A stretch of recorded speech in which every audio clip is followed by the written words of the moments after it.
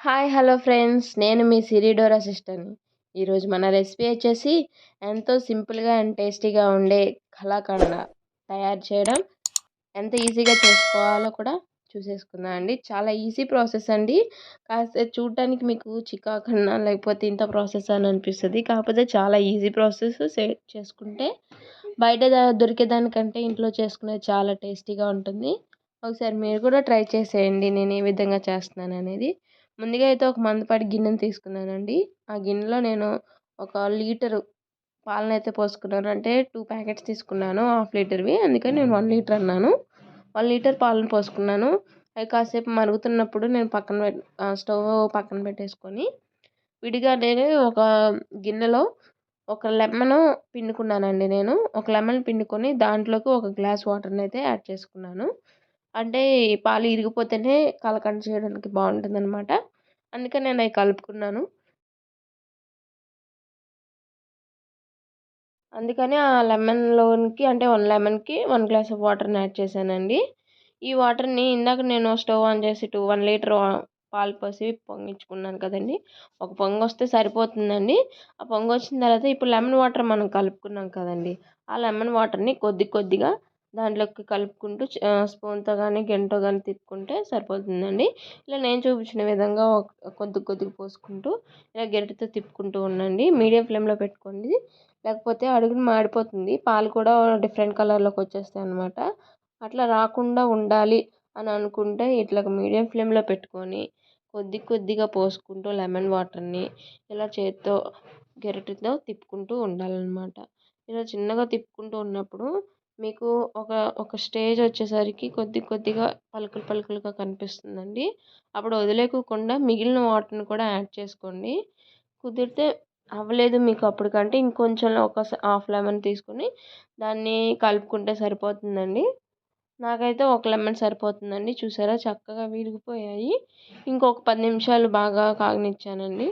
కాగనిస్తే మీకు తెలిసిపోతుంది ఇలాగ పై బాగా విరిగిపోయినట్టు కనిపించేస్తుందండి. అప్పుడు నేను ఏం చేశానంటే ఒక క్లాత్ తీసుకున్నాను మంచిది. ఒక క్లాత్ తీసుకొని దాంట్లోకి ఇరిగిపోయిన పాలను అయితే పోసుకున్నానండి. అప్పుడు దాంట్లో ఉన్న వేస్ట్ వాటర్ అన్ని కింద పోయి మనం విరిగిపోయింది మాత్రమే ఇలాగా పైకి వస్తుందన్నమాట. కొంచెం దాన్ని మొత్తాన్ని నీళ్ళన్నీ పిండుకోవాలి, ఎందుకంటే లెమన్ వేసాం కాబట్టి పుల్ల పుల్లగా ఉంటుంది. అలా పుల్లకోకుండా వండుకోకుండా ఉండడానికి ఇలా వాటర్ వేసుకుంటూ పిండుకోవాలి. అంటే డైరెక్ట్గా కొద్దిగా ఫస్ట్ పిండేసుకోవచ్చు, కానీ చాలా వేడిగా ఉంటుంది కాబట్టి అట్లా పిండటానికి అవ్వదు. కాబట్టి ముందుగా కొద్దిగా కూలింగ్ వాటర్ పోసుకుంటూ పిండుకుంటూ ఉంటే మనకి చేతికి వేడి తగలకోకుండా ఆ లెమన్ ఫ్లేవర్ అనేది పోతుందన్నమాట. ఇట్లా మధ్య మధ్యలో వేడి నీళ్ళు పోయకోకుండా చన్నీళ్ళతో ఇట్లాగా శుభ్రంగా నీళ్ళు పోసుకుంటూ బాగా పిండుకోవాలండి. ఆ లెమన్ ఫ్లేవర్ అనేది పోవాలి. ఇలా నేనైతే ఒకసారి కాదు 3-4 సార్లు చేశాను. అప్పుడు ఆ లెమన్ ఫ్లేవర్ అనేది పోయిందనమాట. కొద్దిగా ఇంకొంచెం సేపు చేయాలి అని అనుకుంటే కొంచెం మీరు కొద్దిగా తీసుకొని టేస్ట్ చేసి చూడండి. మీకు ఆ లెమన్ ఫ్లేవర్ ఉంది అని అనిపిస్తే ఇంకొన్నిసార్లు చేసినా పర్వాలేదు. దానివల్ల దీంట్లో ఉన్న ఫ్లేవర్ అనేది ఏం పోదండి. కొద్దిగా మీరు చేస్తే సరిపోతుంది. నేనైతే ఒక 3 టైమ్స్ చేశాను. నాకైతే లెమన్ ఫ్లేవర్ అనేది పోయింది. మనం ఎక్కువైతే వేయలేదు, డైరెక్ట్గా అయినా వేయలేదు, వాటర్తో మనం మిక్స్ చేసి వేసాం కాబట్టి సరిపోతుంది. ఇలాగ ఆ ఫ్లేవర్ అంతా పోయినాక అది వాటర్ అన్ని పిండేసాం కదండి, దాన్ని పక్కన పెట్టేసుకుందామండి. తర్వాత ఒక ప్యాన్ పెట్టుకొని ప్యాన్లోకి కొద్దిగా అంటే 1 స్పూన్ వేసాను నేనైతే. 1 స్పూన్ నెయ్యి వేసుకున్నాను. నెయ్యి వేసుకొని దాంట్లో అది బాగా కరిగేసిన తర్వాత దాంట్లోకి ఇందాక పిండుకొని ఉంచుకున్నాం కదండి, దాన్ని దీంట్లోకి యాడ్ చేసేసుకున్నానండి. ఇది కూడా మీడియం ఫ్లేమ్లో పెట్టుకొనే చేయాలి, లేకపోతే ఇది కూడా ఏమీ లేదండి, హై ఫ్లేమ్లో పెట్టుకుంటే మాడిపోతుంది. ఆ కలర్ అనేది బాగా కనిపిస్తూ ఉంటుంది, మాడిపోయిన కలర్. అట్లా అవ్వకూడదు అని అనుకుంటే మీరు మీడియం ఫ్లేమ్లో కానీ లేదా ఇంకొంచెం తక్కువగా పెట్టినా పర్వాలేదు. అలా పెట్టుకొని బాగా కుక్ చేసుకోవాలండి. ఇలా కొంచెం సేపు బాగా కుక్ చేసుకున్న తర్వాత దాంట్లోనికి 1 కప్పు షుగర్ని యాడ్ చేసుకోండి. ఇలా షుగర్ని యాడ్ చేసుకొని అది మెల్ట్ అయ్యేంత వరకు బాగా స్పూన్తో తిప్పుకుంటూ ఉండండి. స్పూన్తో కానీ గరిటెతో కానీ తిప్పుకుంటే అది అడుగంటకుండా ఉంటుంది అండ్ షుగర్ అనేది బాగా కలిసిపోతుంది అనమాట.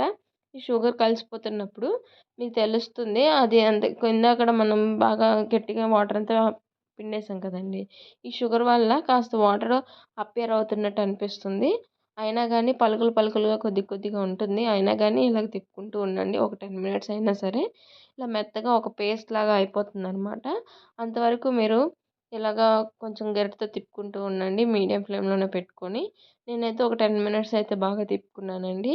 ఇట్లా తిప్పుకున్నప్పుడు ఆ షుగర్ అనేది బాగా మెల్ట్ అయిపోయి ఇప్పుడు నేను చూపించిన విధంగా బాగా మెల్ట్ అయిపోతుందండి. అప్పుడే అయిపోదు. ఇలా కొంచెం సేపు మెల్ట్ అయిపోయిన తర్వాత ఇప్పుడు బాగా మళ్ళీ మీడియం ఫ్లేమ్‌లోనే పెట్టుకొని కొంచెం సేపు బాగా గరిటెతో తిప్పుకుంటూ ఉండండి.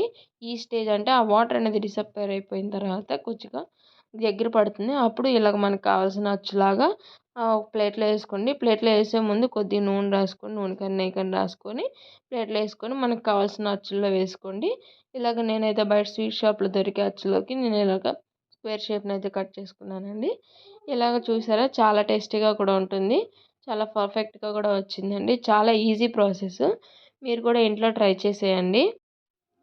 పిల్లలు చాలా ఇష్టంగా తింటారండి. బయట కొనుక్కుంటే మనకి చాలా కాస్ట్ 1 ఆర్ 2 పీసెసే వస్తాయి. అట్లా కాకోకుండా అదే కాస్ట్‌తో మనం ఇంట్లో చేసుకుంటే చాలా బావుంటాయన్నమాట. పిల్లలు ఇష్టంగా తింటారు. మీకు నచ్చితే లైక్, షేర్ అండ్ సబ్స్క్రైబ్ చేయండి.